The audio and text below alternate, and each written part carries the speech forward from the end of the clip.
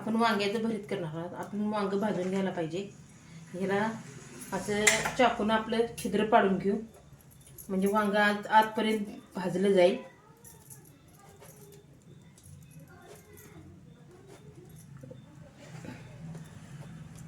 आणि वरनं जरासं तेल लावू, त्यामुळे ह्याची साल निघण्यास आपल्याला चांगली मदत होईल. वरच्यावर साल सुटत्या वांगं भाजले की.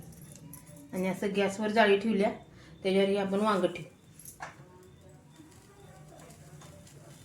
असं चांगलं ह्याला करपूस काळं तर भाजून घेऊ, त्यामुळं आतलं वांगं शिजलं जाते.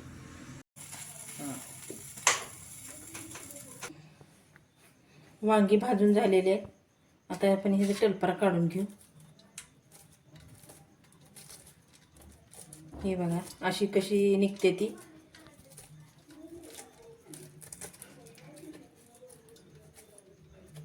असं तेल लावून ठेवलं की नाही असं लगेच निघते.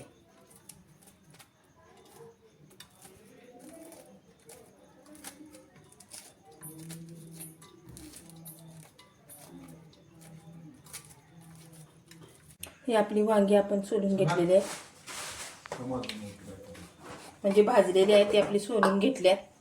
ह्याच्यात एक थोडीशी हळद टाकू.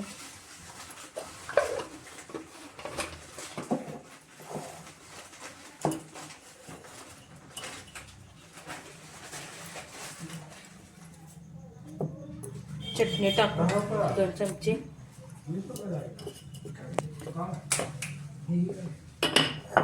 दोन चमचे चटणी टाकू आणि बारीक चिरलेला कांदा, कोथिंबीर टाकू आणि चवीपुरतं मीठ. हे सगळं घालून आपण कालवून घेऊ.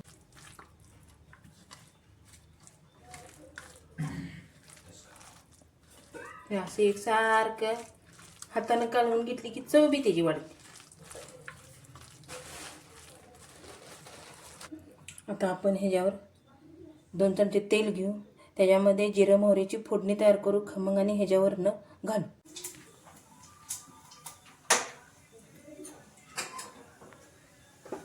आता ही आपण फोडणी तयार केलेली आहे जिरं मोहरीची, आता आपण ह्याच्यावरनं टाकू.